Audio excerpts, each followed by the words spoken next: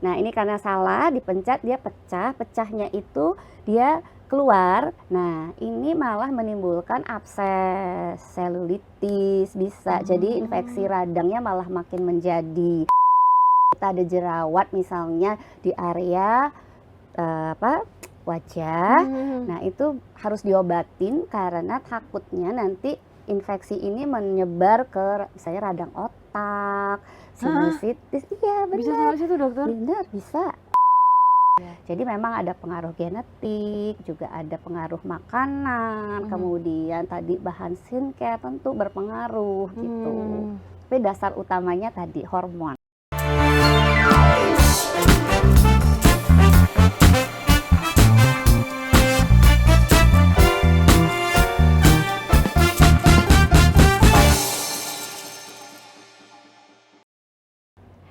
Assalamualaikum, halo Tribuners, bersama saya Hefty Suud dalam podcast Healthy Vibes. Dan karena ini dalam podcast Healthy Vibes, tentu hari ini saya tidak sendiri. Di studio Tribun Jatim Network sudah kedatangan Dr. Niputu Ari Widyasti Bandem, MKes SPDVI, Fins DV, FAA DV. Beliau ini dari Surabaya Skin Center. Dr. Ari. Halo, selamat siang ya. Iya. Selamat siang. Selamat datang di studio Tribun Jatim Network. Iya. Ini untung Dr. Ari ya saya manggilnya ya? Iya, betul. Dr. Ari aja. Iya, alhamdulillah Dr. Ari lagi ada waktu untuk main ke studio kami. Siap. Kebetulan Dr. Ari sudah duduk di depan saya, berarti ini saatnya saya bertanya-tanya ya dokter. Boleh, boleh. Bukan ini tahu ujian ya? Bukan ya. Ini lebih ke menjawab kekepoan saya sih dokter, dan Baik. teman-teman Tribuners di rumah, khususnya tentang kesehatan kulit. Apalagi kalau di bulan Juni, ini kan masuk ke Acne Awareness Month. Yes. Saya baru tahu kalau ternyata ada Acne Awareness Month. Iya. Jadi jerawat pun itu sebenarnya dirayakan ya dokter ya. Iya, betul. Jadi kalau kita punya masalah kulit berjerawat, itu jangan jadi sesuatu yang bikin kepikiran sampai stres gitu ya dokter ya. Betul. Karena ini bulan ini kita merayakan keberadaan jerawat tersebut. Yes. Tapi walaupun dirayakan bukan berarti dia dibiarin dan di muka gitu ya dokter ya. Iya, Kita harus benar. benar-benar tahu jerawat ini penyebabnya apa dan gimana cara menanganinya dengan tepat gitu ya dokter ya. Iya, Dokter siap. Ari, pertanyaan pertama. Oke, siap menjawab. Kalau saya mau tahu nih dokter, Ya. kalau yang selama ini saya baca itu kan jerawat itu katanya ada yang dari bawaan genetik. Betul. Ada juga yang karena nggak cocok skincare atau nggak Yes. cocok make up gitu. Bahkan ada orang-orang yang takut pakai make up karena khawatir jerawatan. Nah sebenarnya jerawat ini penyebabnya itu apa sih dokter gitu? Apakah artikel yang saya baca itu benar atau Iya. mungkin ada sesuatu yang lebih tepat lagi? Iya. Apa penyebab munculnya jerawat? Jerawat, baik. Ya. Memang jerawat itu multifaktorial kita sebut Mbak Titis. Oke. Jadi multifaktorial itu artinya ada berbagai faktor yang menimbulkan jerawat. Kita ambil dari awal dulu. Jadi ceritanya sedikit panjang tapi nggak apa-apa supaya lebih paham kan, karena kalau kita baca kan gitu ya. Cuplikan-cuplikan gitu ya. Yes, jadi awalnya itu adalah peningkatan dari hormon androgen. Itu yang pertama. Jadi ada peningkatan hormon androgen tersebut kita lihat di jerawat paling banyak pada waktu akil balik. Nah, perubahan atau peningkatan hormon dari androgen ini menyebabkan berbagai hal di kulit. Jadi satu, dia menyebabkan gangguan proses protein keratin atau kita sebut keratinisasi. Ya, jadi sedikit-sedikit ada bahas medis tapi kita usahakan untuk menjelaskan semudah mungkin dengan bahasa bayi. dengan bahasa Oke, saya coba menerangkan seperti anak TK. Jadi karena peningkatan hormon androgen tersebut di kulit itu proses pembentukan keratin atau protein kulit itu terganggu. Ya, jadi membuat kulit itu sebenarnya antar selnya itu rekat, kemudian sehingga terjadi penumpukan sel. Itu yang paling atas yang kita sebut epidermis atau sel ari ya, kulit ari gitu ya. Nah, kemudian hal kedua yang penting juga, hormon androgen ini meningkatkan produksi dari sebum atau kelenjar minyak yang ada di kulit itu karena peningkatan hormon tadi menyebabkan produksinya jadi lebih banyak. Nah, di atas sudah lengket, reket pori-porinya sehingga nanti keluarnya kelenjar lemak atau minyak itu sebenarnya kita butuh. Tapi karena produksinya banyak, nah kemudian di atas tersumbat, nah kemudian ini menjadi lingkungan bakteri C. acnes itu yang sebenarnya ada di kulit, tapi karena pengaruh hormon ini jadi tambah banyak. Jadi dia tadinya jumlahnya sedikit jadi banyak. Oleh karena itu terjadilah inflamasi atau radang. Nah, radangnya itu atau kita sebut radang di pilosebaceous itu adalah akne. Jadi kita lihatnya kalau klinis itu kelihatnya ada apa? Komedo. Nah, ya kan karena tadi udah reket, kemudian produksinya banyak, susah keluar, mentul lah dia jadi bintil lah dia jadi komedo. Kemudian karena proses tadi bakterinya banyak, inflamasi atau radang, jadi merah. Kita lihatnya dia lebih ada papul, jadi kemerahan kan jerawat itu. Nah, kemudian berlanjut lagi proses radangnya, bisa jadi dia ada nanahnya, kita sebut pustul. Nah, kemudian ada lagi yang nggak bisa keluar di dalam. Nah, itu bisa terjadi kiste atau abses. Gitu. Jerawat batu itu. Iya, yang nggak ada anunya, nggak ada tempat keluarnya gitu. Jadi semua proses ini itu kita makanya sebut multifaktor. Iya. Jadi memang ada pengaruh genetik, juga ada pengaruh makanan, kemudian tadi bahan skincare tentu berpengaruh gitu. Tapi dasar utamanya tadi hormon. Baik. Jadi kalau untuk mengatasi jerawat itu bukan cuman kita harus pakai skincare apa, tapi juga mengendalikan hormon androgen itu tadi, dokter. Iya, jadi hormon androgen itu baik karena kan untuk pertumbuhan. Jadi ya kita atasi faktor-faktor tadi. Gimana caranya supaya tadi proses keratin atau sel kulit yang menumpuk mati yang menumpuk itu jadi lebih lenggang sehingga produksi minyak tadi bisa berkurang atau jalan keluarnya bagus. Jadi kan kita juga perlu minyak kulitnya, ya kan. Terus kemudian si bakteri tersebut jangan sampai terlalu berlebihan, jangan sampai menimbulkan radang. Jadi kompleks sekali. Ya, baik dokter. Jadi kalau ada yang bilang makeup bisa menimbulkan jerawat itu bisa betul, jadi ya. Bisa jadi. Tapi itu bukan satu-satunya faktor penyebab jerawat gitu ya, dokter. Karena si A pakai kok nggak apa-apa ya, Dok. Gitu. Betul. Kan? Kok saya jadi jerawat. Gitu. Tapi kalau jerawat sama beruntusan itu sama nggak, dokter Ari? Iya, kadang-kadang kan sama-sama ada mentulnya gitu kan. Istilah awam itu, kalau bercak bisa itu kan. Terus kalau itu biasanya bintil atau itu ya beruntusan. Nah, ini beruntusan tuh biasanya lebih ke faktor alergi atau dermatitis gitu. Jadi makanya kalau orang awam biasanya sih kalau jerawat pasti tepat sih dia nyebutnya. Saya jerawat, Dok, gitu. Jarang sih dia bilang saya beruntusan. Nah, itu mungkin karena dia sudah tahu ada komedo. Kan jerawat tuh wajib ada komedonya tadi. Gitu. Berarti kalau misalnya ada nih informasi yang beredar di media sosial bahwa kayak orang-orang yang kulitnya berminyak itu lebih punya resiko tinggi untuk jerawatan, itu benar nggak, dokter? Iya, bisa kan tadi kalau produksi sebum atau kelenjar minyaknya produksinya berlebihan, bisa gitu. Balik lagi ya, karena ini multifaktor. Tapi nggak satu-satunya kan?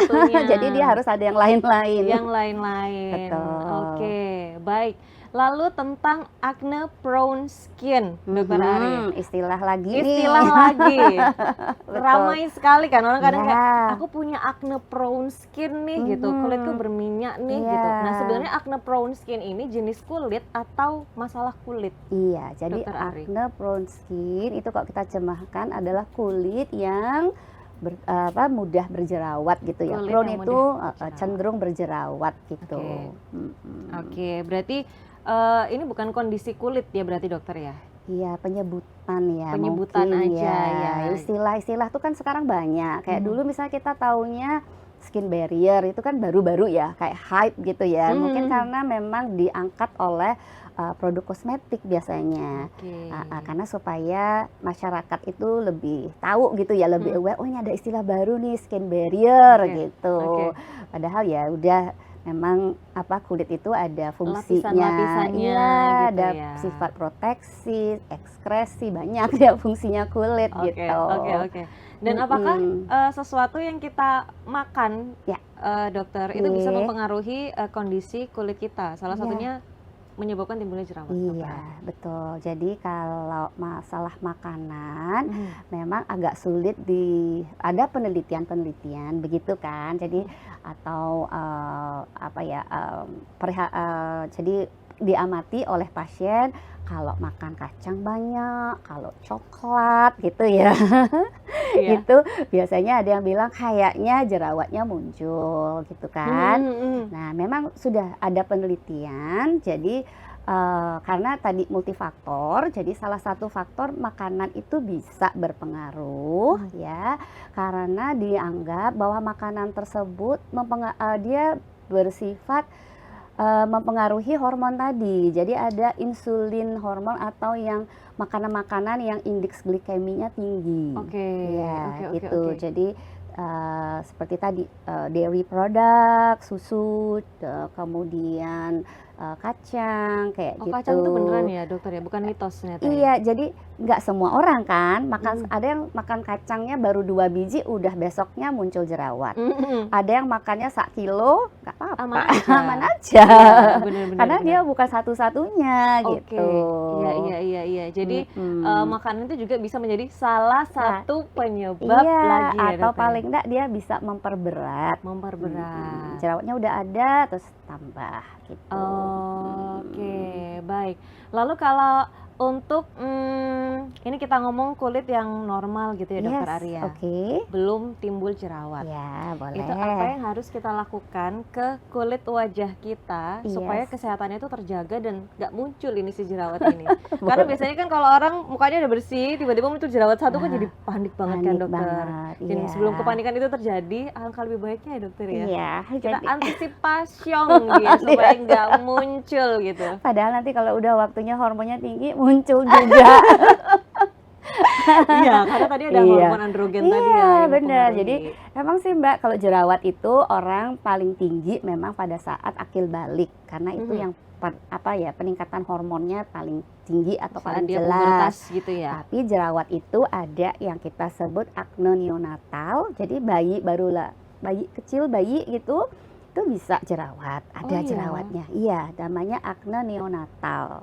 Neonatus itu kan bayi ya, Mhm. itu karena pengaruh dari hormon yang ibunya. Pada waktu hamil kan terjadi perubahan, Mhm. ternyata katut sama bayinya, Oh sehingga bisa. bayinya bisa jerawat. Wow. Jadi jangan kaget. Kemudian ada yang paling tinggi tadi pada masa akil balik. Akil balik. Kemudian nanti pada waktu masuk perimenopause atau dewasa itu, nah itu juga kan ada shifting hormon.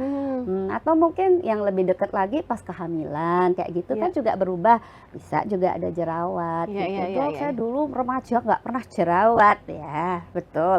Untung, Alhamdulillah. alhamdulillah. Tapi Tapi bisa jadi. bisa jadi udah dewasa kan Oke. baru muncul Iya, iya, iya, iya. kayak Termasuk gitu. mungkin kalau cewek-cewek itu kalau mau haid Ya benar, biasanya dokter betul sekali. itu muncul jerawat. Iya, pasti kita tanya lagi datang bulan Oke, gitu. oke, oke, oke. Tapi ada nggak sih dokter cara untuk mencegah Iya, jerawat itu muncul? Apa yang harus kita lakukan, dokter lakukan. Ari? Oke, jadi saya selalu nih, jadi kalau kita bicara tentang kesehatan kulit, kita nggak fokusnya di kulit aja. Mhm.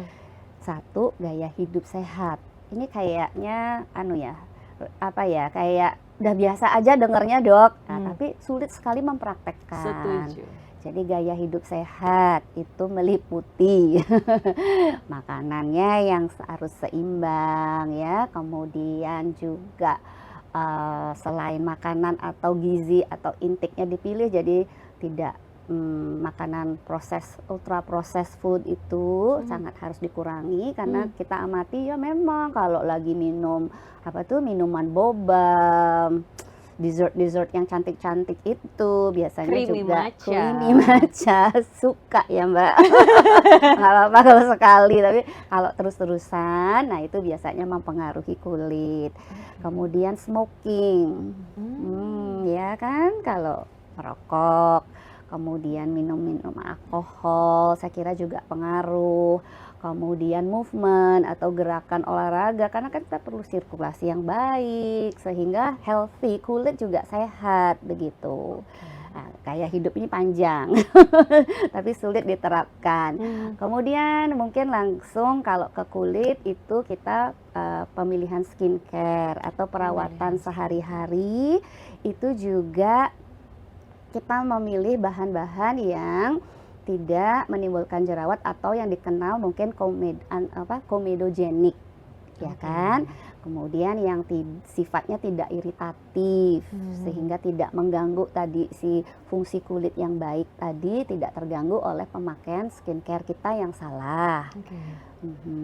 Itu sih yang kayaknya prinsip yang merawat kulit secara semua gitu. Jadi bukan hanya jerawat aja, tapi yang lain juga gitu. Betul. Jadi bukan cuman soal apa yang kita pakai untuk wajah, tapi juga bagaimana gaya hidup kita ya, karena itu sangat mempengaruhi ya dokter ya. Oke, jadi walaupun kulit berminyak pun kalau gaya hidupnya sehat, menjaga kebersihan, skincare-nya cocok, tepat, juga mungkin akan meminimalisir munculnya jerawat ya dokter ya. Betul. Jadi ada benarnya juga kalau ada informasi yang beredar lagi dokter bahwa kalau kita itu harus benar-benar menjaga kulit kita bersih agar nggak muncul jerawat. Iya, jadi itu juga. Jadi harus pas juga itu ya. Jadi over cleansing, over memakai step-step dari skincare itu juga kadang bisa menimbulkan clogging ya, bisa menimbulkan jerawat juga. Jadi harus yang pas gitu. Harus yang pas ya dokter ya. Nah ini untuk cari yang pas itu gimana sih dokter? Cari yang pas, trial and error. Ya kan suka gitu ya. Si A beli ini, terus besok ada buka ini toko kosmetik apa gitu. Wah banyak variasinya. Jadi ya memang kita suka coba-coba, tapi ya itu yang membuat biayanya jadi bengkak gitu kan. Kalau saya sih sarannya ya dicoba dulu yang basic aja gitu, pembersihan kan. Kita harus cleansing atau membersihkan wajah dari debu, dari kotoran, dari sisa make up begitu. Kemudian berikutnya adalah pemakaian pelembab.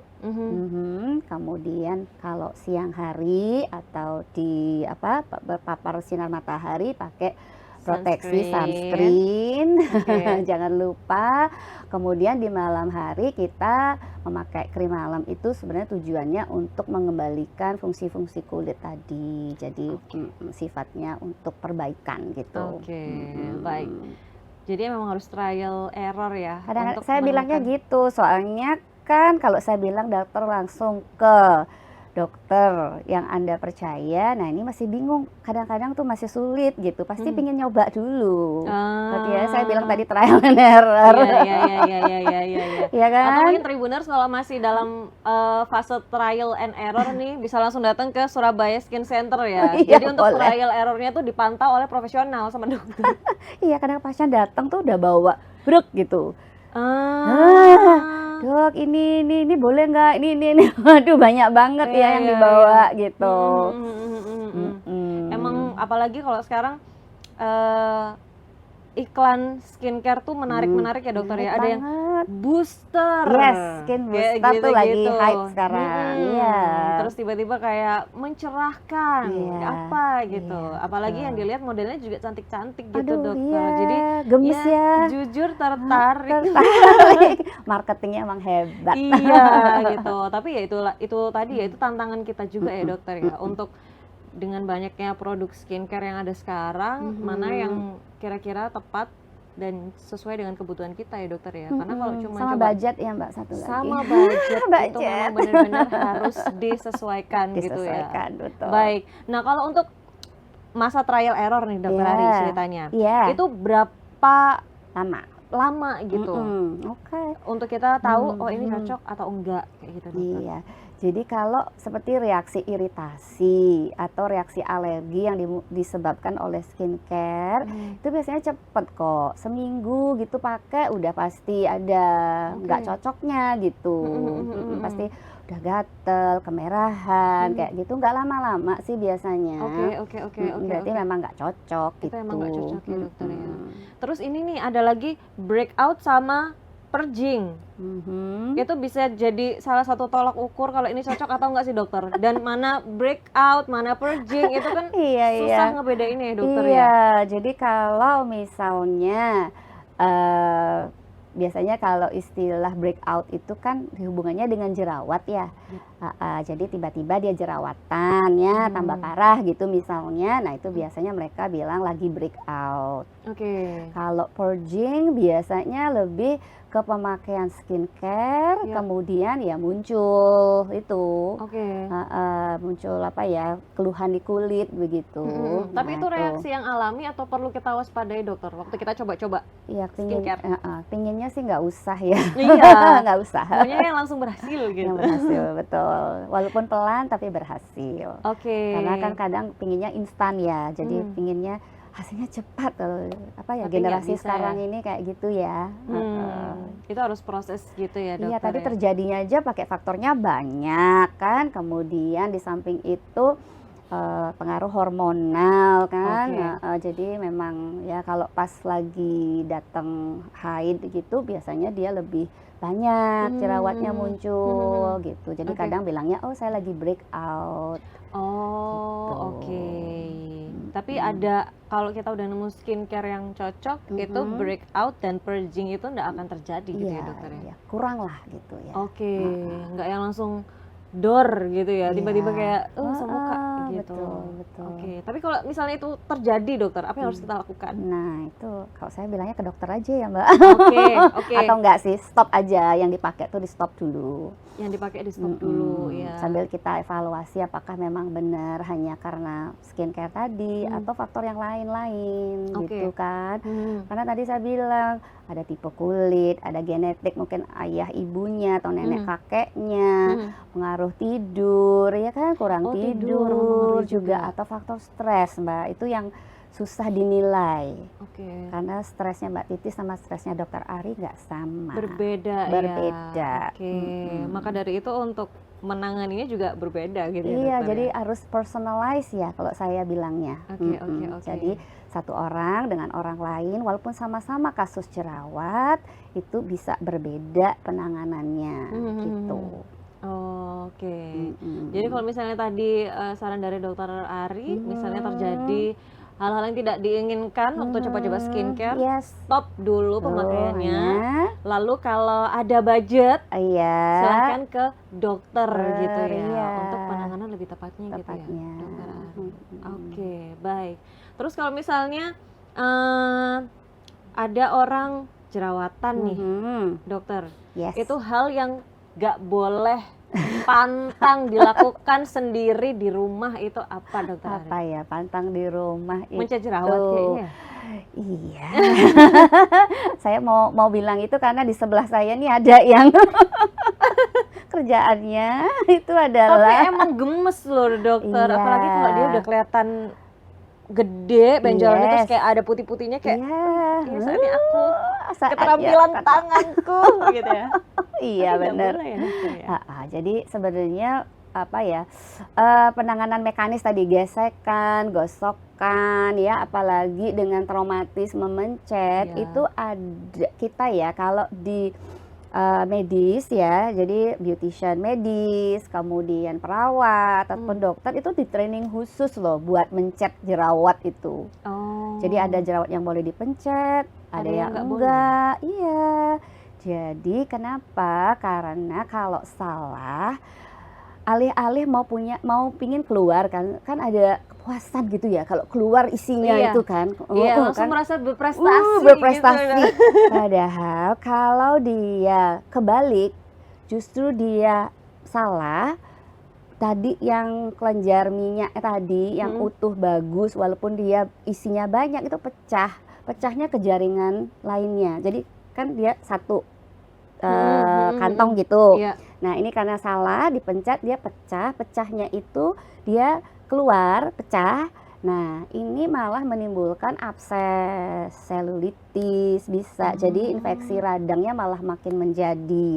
Atau kadang-kadang dia berbentuk kiste. Jadi kiste tuh ya di dalam tuh kok terasa ada nodul, ada ini ya, ada bentukan kayak tumor gitu malah. Oke. Malah lebih parah. Jadi awalnya jerawat bisa jadi lebih fatal ya dokter Lebih kalau salah fatal. mencetnya. Iya, jadi dia pecah ke jaringan. Kemudian nanti kalau dia sampai ke pembuluh darah itu malah bisa menyebar. Jadi jangan salah kalau misalnya nih biasanya sih dokter-dokter obgyn lama ya, kalau kita ada jerawat misalnya di area wajah, nah itu beliau malah harus diobatin karena takutnya nanti infeksi ini menyebar ke misalnya radang otak, sinusitis. Iya Bisa benar, sampai situ dokter? benar bisa. Aduh, serem banget ya berarti Serem ya. sebenarnya, karena gara-gara jerawat loh. Iya benar-benar bisa sampai Iya. ke otak. Iya, kalau dia menyebar, kalau dia udah masuk ke pembuluh darah bakterinya kan. Oh, itulah kenapa mencegah jerawat itu pantang dilakukan Sebetulnya ya dokter. kita ya kalau yang pas beruntung ya bisa dia keluar terus akhirnya penyembuhan lukanya bagus, oke. Tapi kalau pada orang-orang yang imunokompromis kita sebut, sistem imunnya kurang bagus, nggak bisa dia mencegah infeksi ini menyebar, itu bisa sekali. Oh, oke. Terus selain mencat jerawat dokter, apalagi yang sama sekali nggak boleh kita lakukan sendiri waktu kita jerawatan? Gitu? Iya, kayaknya paling penting itu sih. Paling penting nggak boleh mencat jerawat ya. ya. Tapi kalau pakai totol jerawat gitu udah apa-apa ya dokter? Oh ya? iya boleh. Boleh ya. Boleh. Untuk membantu proses apa sebenarnya dokter kalau kita Nah, notolin jerawat yang itu? sekarang lagi rame apa tuh namanya? Apa yang? Pakai acne patch ya. Acne patch. Itu juga saya Yang pakai dokter. lucu gitu kan, iya. gemes ya. Benar. Udah ada yang memang sewarna kulit, tapi Bener. ada gambarnya yang Bener. lucu-lucu Bahkan gitu. ada yang kayak manik-manik gitu Iya, dokter. kan cute gitu ya. Malah jadi aksesoris ya. Nggak jerawat juga pakai. Jadi pelengkap make up Pelengkap gitu. makeup, betul. Nah itu acne patch ya, sebenarnya tuh kayak sistem delivery aja, penghantar. Kan gel kalau ditutup atau dioles kan dia bertahannya sebentar. Kalau ada patchnya itu penutupnya itu, jadi dia harapannya masuknya atau absorpsi oleh kulit kita tuh lebih banyak obatnya. Oke. Kemudian dia juga nggak nempel ya kena yang lain-lain Oh, betul, gitu betul, ya betul, kan. betul. Gitu sih. Tapi dilihat lagi isinya kembali, apa isinya itu adalah paling sering yang di pasaran tuh saya lihat paling sering ada salicylic acid, ya kan, antiseptik atau untuk keratin tadi, memperbaiki fungsi keratin tadi ya, yang kulit mati yang numpuk itu. Iya. Itu terus ada juga yang isinya niacinamide. Niacinamide itu lightening brightening agent, jadi supaya dia nanti nggak berbekas, nggak gosong kayak gitu, ataupun yang lain lagi gitu. Nanti dibaca lagi komposisinya apa gitu. Kalau yang acne patch ada jarumnya itu dokter, sebenarnya bukan jarum sih, cuman dia lapisannya lebih kasar gitu aja dokter. Itu sama aja sebenarnya ya fungsinya. Mungkin ya tadi untuk penyerapannya lebih baik gitu kan. Karena kan penumpukan sel-sel kulit mati gitu, jadi kalau ada itu mungkin dia bisa lebih cepat lepas ya gitu ya, tergantikan kulitnya mungkin seperti itu. Oke, jadi boleh ya dibantu dengan total jerawat atau acne patch kalau jerawatan. Tapi yang nggak boleh banget adalah mencetin. Iya betul, hati-hati banget. Oke, baik. Mending ke klinik aja deh kalau untuk mencet jerawat ya dokter ya. Karena kan facial tuh biasanya juga ada yang jadi facial kita itu memang ekstraksi jerawat pun harus training khusus. Jadi nggak semua beautician itu handal. Oh, untuk mencetin jerawat ya dokter. Apalagi makanya kita kadang-kadang yang tidak habis facial kok jerawat, nah gitu kan. Itu salah satunya karena terapisnya mungkin terapisnya tidak terlatih, bahan yang dipakai mungkin juga keliru, ya kan? Oke. Udah khusus untuk yang tadi penanganan jerawat kan anunya beda, untuk kasus melasma beda dia punya gitu. Oke. Jadi nggak bisa sama. Oke, baik. Terakhir, Dokter Ari, Oke, siap. saya mau Dokter Ari memberikan pesan untuk teman-teman Tribuners di rumah yang Oke. mungkin sedang menjadi acne fighter. Aduh, Itu ya. harus bagaimana? Acne warrior, ya. Acne warrior Iya, juga. iya. Itu gimana pesan dari Dokter Ari Baik. untuk teman-teman yang sedang berjuang melawan jerawat? Oke, mudah-mudahan pesan ini karena ya kita hubungkan saja dengan Acne Awareness Month. Jadi akne atau jerawat itu bukanlah suatu kelainan yang disebab hanya karena kosmetik atau penampilan. Jadi dia sebenarnya adalah masalah medis juga gitu. Jadi untuk penanganan jerawat memang kita ya artinya yang lebih parah itu adalah kalau akne ini sudah menimbulkan komplikasi karena penanganannya akan jauh lebih sulit dan lebih mahal seperti bopeng, kemudian hiperpigmentasi atau kemerahan yang berkepanjangan yang kita sebut sebagai post acne erythema gitu. Nah, kalau dari awal jadi gaya hidupnya harus sehat, harus baik ya, itu emang kelihatannya gampang tapi memang untuk melaksanakan itu sulit tapi bisa gitu ya. No smoking, kemudian no minuman alkohol, makanan juga dihindari yang ultra processed food begitu. Kemudian dari juga ada olahraga, movement ya. Mungkin ada yang senang kayak sekarang ada yang senang pedal, ada yang senang tenis gitu ya, ataupun yang lain lah gitu. Boleh pilih yang disenengin gitu. Kemudian dari skincare kita akan memilih skincare yang tidak harsh atau yang tidak komedogenik, kemudian yang isinya tentu tidak ada bahan-bahan iritan yang akan memperburuk jerawat gitu. Kalau memang tidak bisa diatasi sendiri, jangan sungkan datang ke tenaga profesional ya, seperti dokter atau dokter SPDVE yang dipercaya. Oke. Baik, terima kasih Dokter Ari atas informasi dan wejangannya untuk para acne warrior termasuk saya. Semangat, dan jangan lupa tadi ya, terapkan gaya hidup sehat karena itu sangat berpengaruh, itu nomor satu. Oke.